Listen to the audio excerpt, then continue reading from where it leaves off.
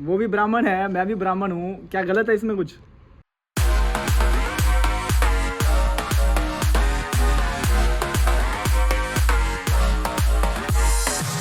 करते हैं ना उस टाइप में आप मिनिमम मंथली 500 रुपए 100 रुपए जितना भी आपको इन्वेस्ट करना है आपके हिसाब से कर सकते हैं सर।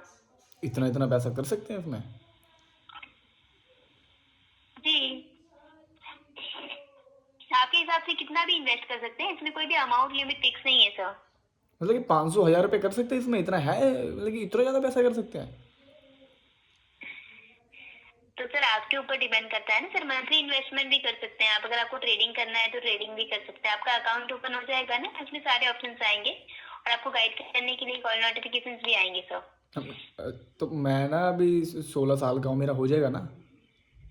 अच्छा, आप माइनर हैं? हाँ जी, हाँ जी।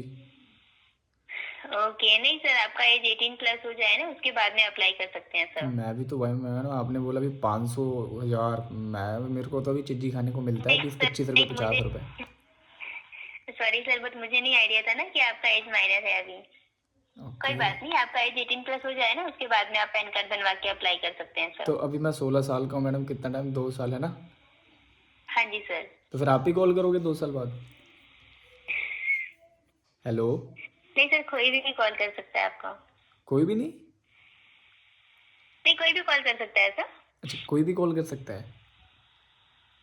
अभी नहीं लगा सकते मैडम इसमें पैसे? नहीं अभी नहीं सर, एज 18+ होना कंपलसरी है सर। ओके। नहीं मैडम, अगर पापा के अकाउंट से मैंने चुपके से कर दिया ऐसे तो हो सकता है ना, फिर चल तो सकता है ना ये? नहीं चल तो सकता है, बट एक बार आपके पापा से कंफर्म करके उसके बाद में आप कंप्लीट कर सकते हैं नहीं, सर। पापा तो मारेंगे मैडम, मैं बिना पूछे कर सकता हूँ ना, मतलब कि पैसे तो इससे मिलेंगे ना? नहीं सर, आपका एज 18+ हो जाए ना उसके बाद में अप्लाई कीजिएगा, ठीक है? मैडम मैंने वैसे ट्रेडिंग वगैरह का मैंने वीडियो देखा था यूट्यूब पे भी और इंस्टा पे भी, मेरा जी करने का जी। मन कर रहा था मैडम, आप कर दो, मैं आपका पापा का क्या कहते हैं सारा वो दे देता हूँ, आधार कार्ड वगैरह। नहीं तो आप एक बार आपके पापा से कंफर्म कर लीजिए, इसमें सारे डॉक्यूमेंट आपके पापा के ऐड करने रहेंगे, अगर आपके पापा अगर बोलते हैं तो फिर आप कर सकते हैं, या फिर आपका एज 18+ हो जाए ना उसके बाद में अप्लाई कीजिएगा सर। अगर मैम मुझे अभी करने का मन कर रहा है अब। हेलो?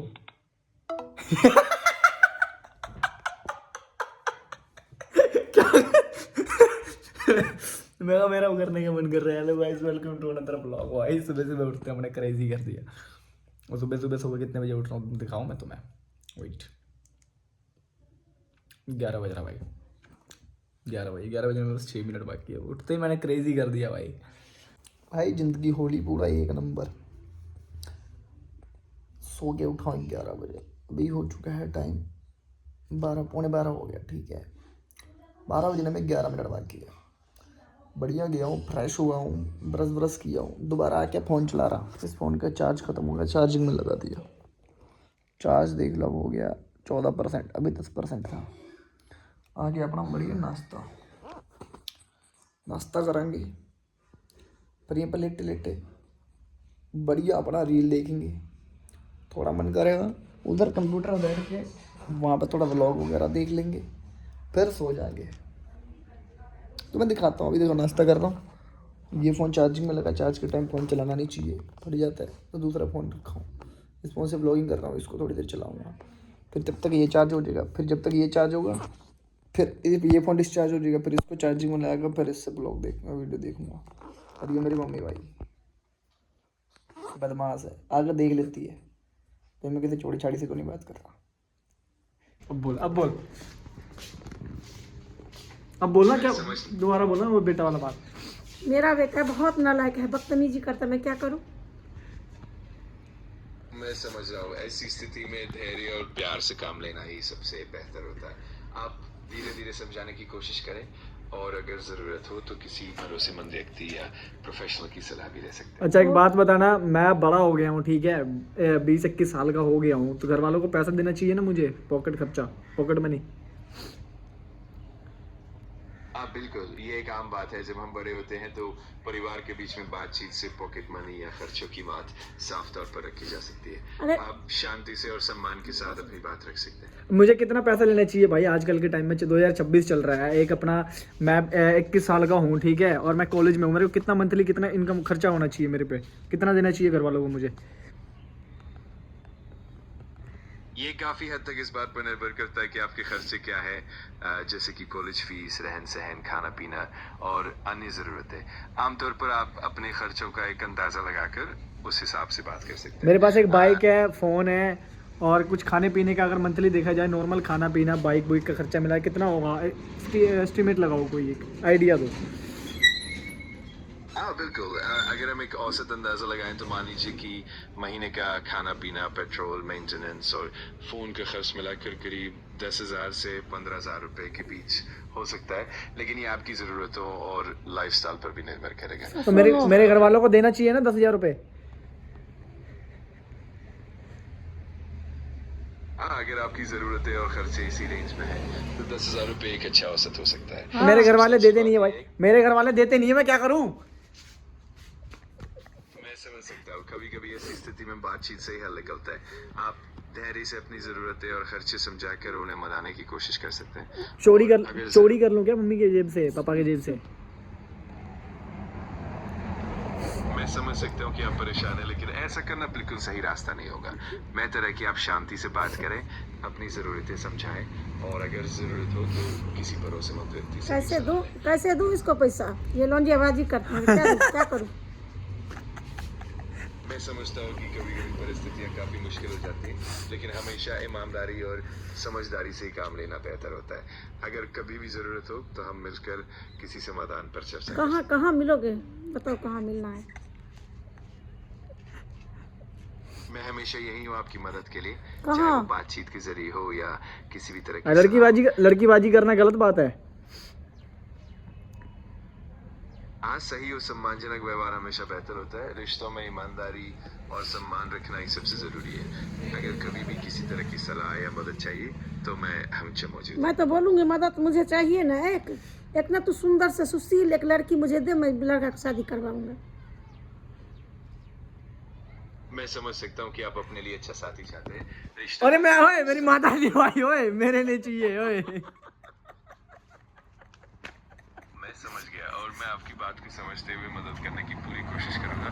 अगर कभी भी आपको किसी भी तरह की सलाह या बातचीत अच्छा मेरी बात सुनना, अगर लड़की अच्छी हो उससे बात करने में कोई दिक्कत है? बिल्कुल, अगर कोई लड़की अच्छी है और बातचीत सम्मानजनक और ईमानदार है तो उसमें कोई दिक्कत नहीं होती है। सबसे जरूरी है कि दोनों तरफ से समझ और सम्मान बना रहे। हाँ अब देखो भाई, लड़की अच्छी है तो मेरे माँ बाप को मान जाना चाहिए ना। हाँ, अगर दोनों परिवारों के बीच समझ और सम्मान हो तो ज्यादातर मामलों में सब कुछ आसानी से सुलझ सकता है। सबसे अच्छी बात यह है कि आप खुले दिल से बात करें और सभी की राय का सम्मान करें। अरे भाई, हम बिहारी हूँ, वो यूपी वाली है। मैं कैसे उसको अपना घर लाऊंगी बताओ? ब्राह्मण हूँ, छोट जाति। ओए ब्राह्मण है। समझ सकता हूँ, परिवारों के बीच कई बार अलग अलग प्रथा और परंपराएं होती हैं। अच्छा मेरी बात सुन भाई, हेलो, ओए वो भी ब्राह्मण है, मैं भी ब्राह्मण हूँ, क्या गलत है इसमें कुछ? बिल्कुल, अगर दोनों परिवार एक ही जाति या प्रथा से जुड़े हैं तो इससे कई बार समझ और मेल जोल आसान हो जाता है। सबसे जरूरी है कि सबके बीच खुली बातचीत और सम्मान बना रहे। बस अंतर इतना है, मैं बिहार का, वो यूपी का है, इसमें क्या दिक्कत है भाई? ये तो आम बात है और अक्सर अलग अलग जगहों के लोग आपस में अच्छे से। अच्छा चुप कर। अब देखो तुम सच बोल रहे हो तो सही बोल रहे हो, तो मेरी मम्मी अब खिली है, हंसी देखो। मैं समझ गया और मुझे खुशी है कि आप सब हल्के फुल्के मूड में। आप कभी भी आपको किसी भी तरह की मदद या बातचीत करनी हो तो मैं देना, हमेशा अभी मौजूद हूँ। पैसा नहीं है हाथ में, थोड़ा मेरी मम्मी के सिर्फ पैसे से लेने देना, अगर मैं दहेज भी ले आऊँ तब तो मेरी मम्मी खुश हो जाएगी ना। मुझे दहेज नहीं चाहिए। क्या चाहिए? मुझे अपना जाति बिरादरी का लड़की चाहिए और कुछ नहीं चाहिए। अरे जाति बिरादरी तो सब कुछ सही है, बस स्टेट चेंज है भाई। हमें कुछ नहीं चाहिए, हमें अपना जाति बिरादरी का लड़की चाहिए और पैसा नहीं चाहिए, दहेज नहीं चाहिए। मैं समझ रहा हूँ और ये बात बिल्कुल अच्छी है कि आप अपने मूल्यों और ज़रूरतों को साफ रखते हैं। सबसे ज़रूरी है कि आप सम्मान और समझदारी के साथ आगे बढ़े और सभी परिवारों के बीच अच्छी बातचीत अच्छा एक बात बताना, हमें क्या हमें अभी भी जातिवाद में रहना चाहिए कि जातिवाद को पीछे छोड़ना चाहिए? तो ही कर ले सब कुछ। ये मैं समझता हूँ और मैं हमेशा आपकी बातों को समझने की कोशिश करता हूँ। अगर आपको कभी भी किसी भी तरह की सलाह या बातचीत की जरूरत हो तो मैं यही हूँ आपकी मदद के लिए। जातिवाद हमें करना चाहिए कि नहीं करना चाहिए? मेरे को इसका जवाब दे भाई पहले। ये एक बहुत ही व्यक्तिगत और सामाजिक मामला है। आपके खुद लिए ही सबसे करना बेहतरीन तू बोल भाई।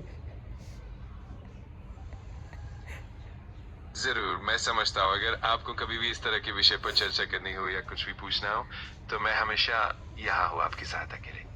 चल ठीक है, वही बैठे रहना, मैं आ रहा हूँ घूम के। ठीक है, आप आराम से आइए। अगर आपको कभी भी कुछ चाहिए या बात करनी हो तो मैं यही हूँ। अपना ध्यान रखिए। ठीक।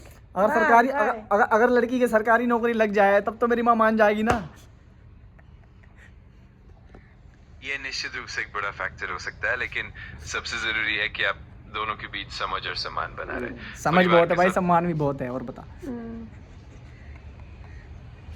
बिल्कुल, यही सबसे महत्वपूर्ण है। जब समझ और सम्मान दोनों तरफ से हो तब रिश्ते और भी मजबूत बनते हैं। मजबूत अगर आपको कभी हमें बोल भाई, मैं तो बेवकूफ हुआ रहा हूँ, बोल भाई। कोई बात नहीं, मैं समझ रहा हूँ। आप बेफिक्र हैं और जब भी आपको कुछ बात करनी हो या किसी भी तरह की मदद चाहिए हो मैं हमेशा यहाँ। चल ठीक है, हमें गुड बाय बोल दे। लाइफ के लिए एक जिम्मेदार व्यक्ति से मैंने बात की हूँ। हाँ मुझे बात करके मन शांति हुआ, लेकिन मेरा वही बात है, अपना जाति अपना बिरादरी का। मुझे लड़की सुंदर सुशील चाहिए गधे के लिए। सुंदर दिखाऊं मुझे कितना है? एक भी पैसा सुंदर कुछ दिखाऊं भी कितना है? मुझे नहीं सुंदर दिखाऊं चाहिए। कितना है? अरे तू छोड़ ना, सुंदर दिखाऊं कितना है? तू जा ना हमारे।